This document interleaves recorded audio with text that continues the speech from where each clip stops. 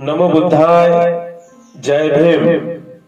सर्व श्रद्धावान धर्मप्रेमी बौद्ध उपासक उपासिका माता भगिनी बांधवांना सूचित करण्यात येते की महाकारुणिक तथागत भगवान बुद्ध एकदा त्यांचे पटशिष्य भिक्षू आनंदाला उद्देशून म्हणाले, माझ्या महापरिनिर्वाणानंतर जो कोणी उपासक उपासिका भिक्खू भिक्खुणी लुंबिनी बुद्धगया सारनाथ आणि कुशीनगर या 4 पवित्र स्थळांना अगदी श्रद्धापूर्वक भेट देतील त्यांच्या जीवनात खऱ्या अर्थाने ते धन्य ठरतील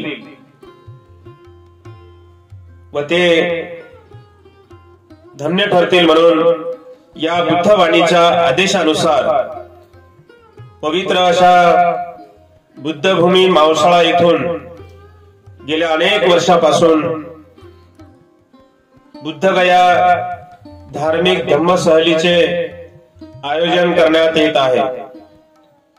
दरवर्षाप्रमाणे याही वर्षी येत्या 13 ऑक्टोबर 2024 रोजी 12 ऑक्टोबर 2024 रोजी अशोक विजयादशमी आहे, ज्याला काही लोक दशरा म्हणतात।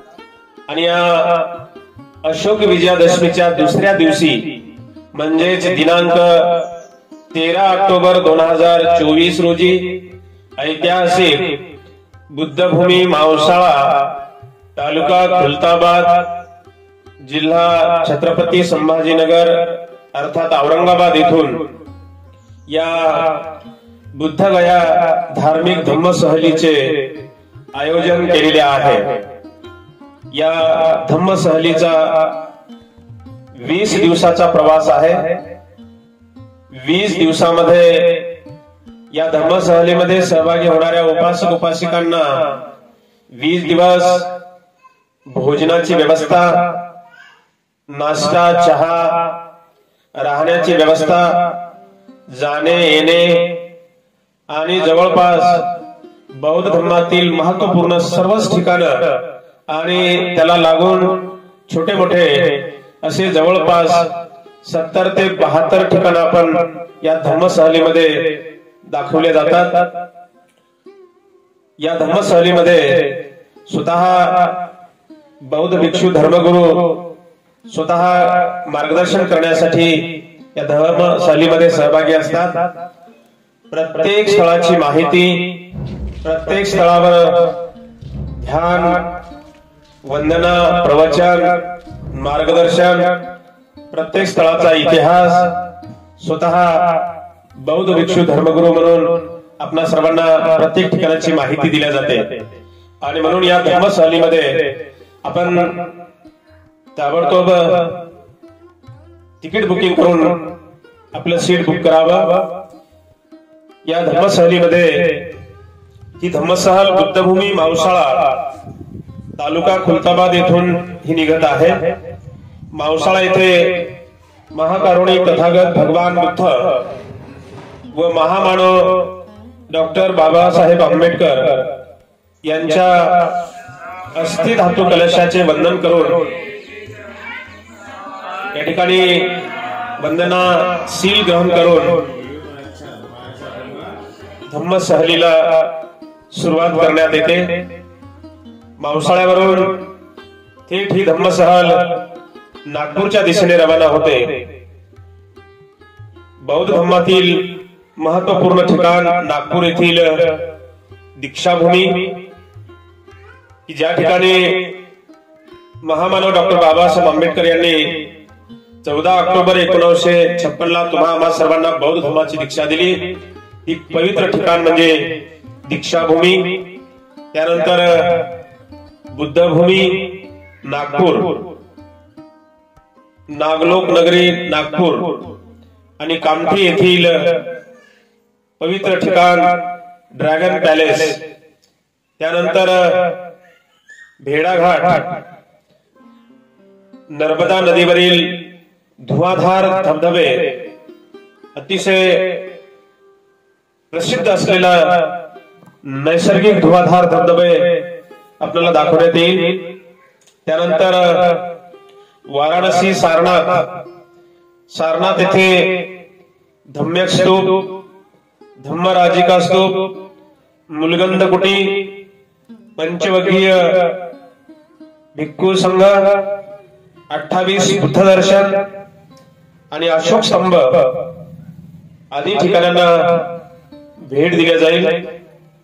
त्यानंतर पवित्र ठिकाण बुद्धगया, ज्या ठिकाणी सिद्धार्थ गौतमाला सम्यक संबोधीचा साक्षात्कार झाला, दुःखमुक्तीचा मार्ग मिळाला, ते ठिकाण म्हणजे महाबोधी महाविहार। त्यानंतर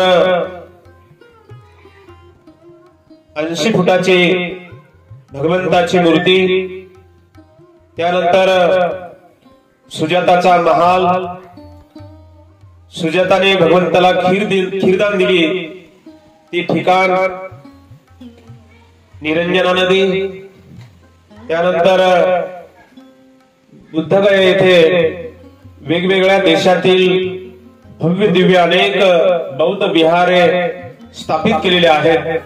ते सर्व बुद्ध विहारे आपल्याला वेगवेगळ्या देशाचे बुद्ध विहार दाखवण्यात येतील। त्यानंतर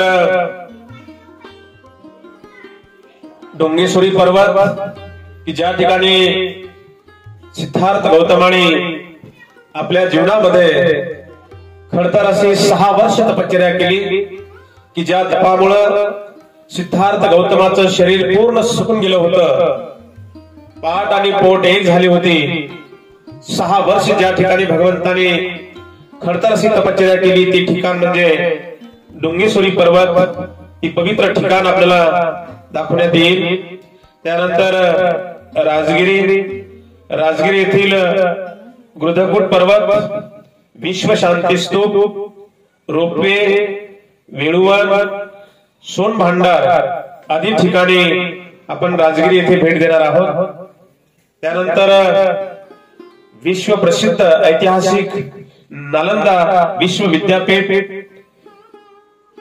भिक्षू सारिपुत्त परिनिब्बाण स्तूप, हे सुद्धा आपल्याला नालंदा येथे दाखवण्यात येईल। त्यानंतर वैशालीला शांती स्तूप, एकमुखी अशोक स्तंभ, कोलुवा आदी ठिकाण वैशाली येथे आपल्याला दाखवण्यात येईल। त्यानंतर कुशीनगर येथील भव्य दिव्य महापरिनिर्वाण मुद्रा बुद्ध विहार स्तूप, ज्या ठिकाणी भगवंताच्या अस्थी ठेवण्यात आलेला आहे तो स्तूप, खंडार, आनंद चैत्य आदी ठिकाणे त्या ठिकाणी दाखवण्यात येतील। रामाभार स्तूप सुद्धा त्या ठिकाणी दाखवण्यात येणार आहे। त्यानंतर सोनाली बॉर्डर, भारत व नेपाळ राज्य परिसीमा, त्यानंतर लुंबिनी, नेपाळ मधील लुंबिनी, ज्या ठिकाणी राजकुमार सिद्धार्थाची जन्मभूमी आहे, त्या ठिकाणचा बोधी वृक्ष, अखंड ज्योत आणि वेगवेगळ्या अनेक बौद्ध राष्ट्रांनी त्या ठिकाणी वेगवेगळ्या आपल्या भव्य दिव्य बुद्ध विहार निर्माण केले। ते वेगवेगळ्या राष्ट्रांचे बौद्ध विहारे सुद्धा आपल्याला दाखवण्यात येतील। त्यानंतर कपिलवस्तू, शाक्यांचा पुरातन राजवाडा, खंडार अवशेष, 3 ऋतूचे 3 राजमहाल, हिवाळ्याचा राजमहाल वेगळा, पावसाळ्याचा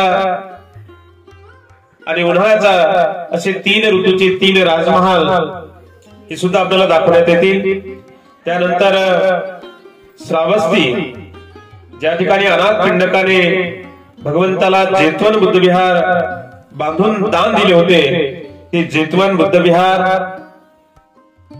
खंडार अवशेष, अंगुलीमाला गुफा, भगवंताचे पटशिष्य भिक्षू आनंद यांनी स्वतः आपल्या स्वहस्ते जेतवनामध्ये बोधी वृक्षाचे, त्या काळामध्ये बोधी वृक्ष लावण्यात आला, तो आनंद बोधी वृक्ष, मुलगंध कुटी, थाई बुद्ध विहार आदी ठिकाण श्रावस्ती या ठिकाणी आपल्याला दाखवण्यात येतील।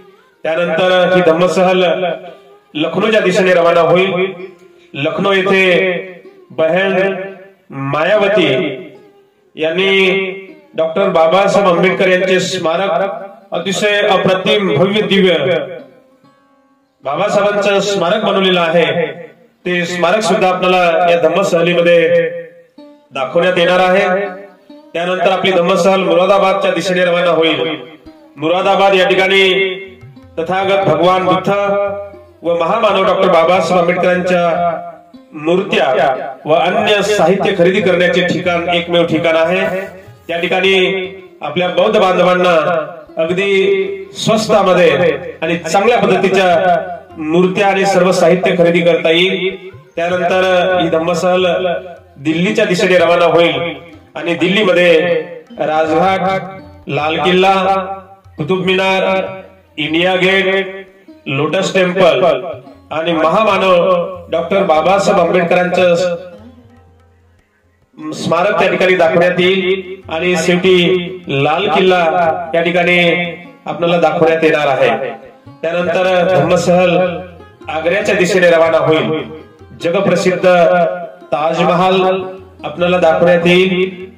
त्यानंतर ऐतिहासिक सांची, जगप्रसिद्ध सांची स्तूप, त्या ठिकाणचे वेगवेगळे स्तूप त्या ठिकाणी दाखवण्यात येतील आणि त्यानंतर सांचीवरून ही धम्म सहल महू या ठिकाणी पवित्र ठिकाण, महामानव डॉक्टर बाबासाहेब आंबेडकरांची जन्मभूमी महू येथील डॉक्टर बाबासाहेब आंबेडकर स्मारक त्या ठिकाणी दाखवण्यात येईल। महू येथील स्मारकामध्ये या धम्म सहलीचा समारोप होईल। या ठिकाणी त्रिशरण पंचशील पूर्ण धम्म सहलीचा आढावा घेऊन या धम्म सहलीमध्ये सहभागी झालेल्या सर्व उपासक उपासिकांचा यथोचित सन्मान गौरव करण्यात येतो आणि त्या ठिकाणी धम्म सहलीचा समारोप होऊन महू येथून ऐतिहासिक औरंगाबाद दिशेने ही धम्म सहल रवाना होऊन ऐतिहासिक पवित्र बुद्धभूमी मावसाळा या ठिकाणी या धम्म सहलीचा समारोप होतो। नमो बुद्धाय, जय भीम। माता भगिनी बांधवांनो, या धम्म सहलीमध्ये ज्यांना कोणाला सहभाग घ्यायचा असेल त्यांनी आपलं आजच सीट बुकिंग करा। मोजके सीट बाकी आहेत।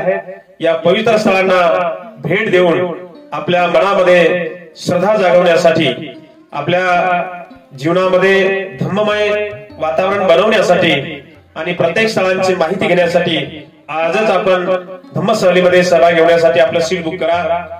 चला, बुद्ध गया धार्मिक धम्म सहलीमध्ये सर्वांनी सहभागी व्हा। नमो बुद्धाय, जय भीम। या धम्म सहलीमध्ये सहभागी होण्यासाठी 8007174 या नंबरवरती आपण संपर्क साधून या नंबरवरती फोन पे ला ऍडव्हान्स बुकिंग करून आपलं आजच सीट रिझर्व्ह करून घ्या। तारीख लक्षात असू द्या, 13 ऑक्टोबर 2024 रोजी बुद्धभूमी मावसाळा येथून ही धार्मिक धम्म सहल निघत आहे। नमो बुद्धाय, जय भीम।